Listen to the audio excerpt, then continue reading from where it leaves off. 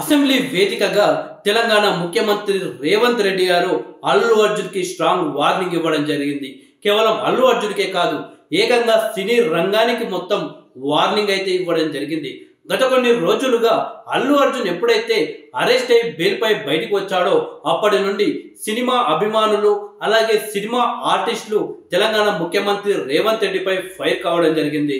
రేవంత్ రెడ్డి గారిపై ఇష్టం వచ్చినట్లు సోషల్ మీడియాలో పోస్టింగ్లు పెట్టడం జరిగింది.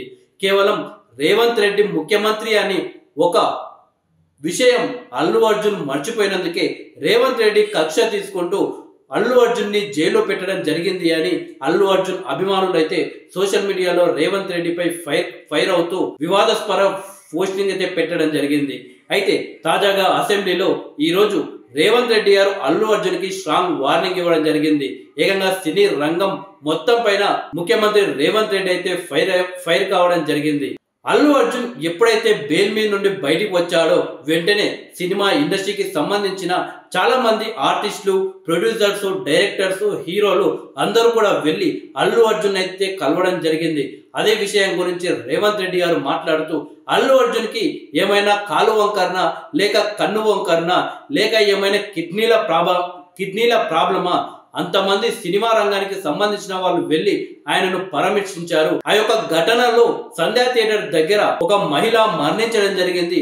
ఆ మహిళ కొడుకేమో ఇప్పుడు ప్రాణాపాయ స్థితిలో ఉన్నాడు. ఒక్క హీరోనన్నా ఒక్క సినిమాకు సంబంధించిన వ్యక్తి అన్న వెళ్ళి ఆ అబ్బాయిని పరామర్శించారా, ఆ అబ్బాయి కుటుంబానికి ధైర్యం చెప్పే ప్రయత్నం చేశారా అంటూ సినిమా వాళ్ళపై రేవంత్ రెడ్డి అయితే ఫైర్ కావడం జరిగింది.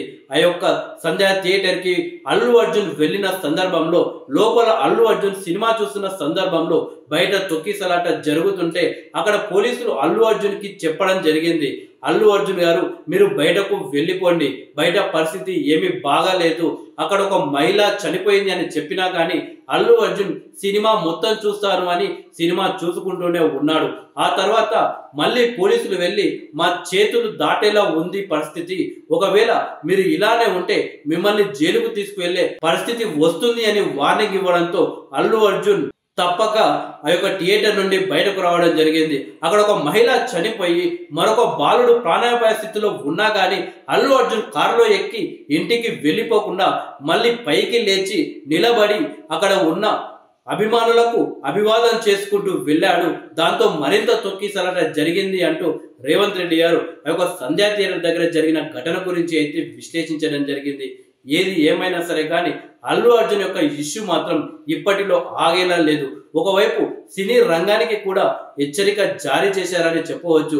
రాబోయే సినిమాలకు మన తెలంగాణలో రేవంత్ రెడ్డి నుండి ప్రమాదం ఉండే అవకాశాలు కూడా ఉన్నాయి.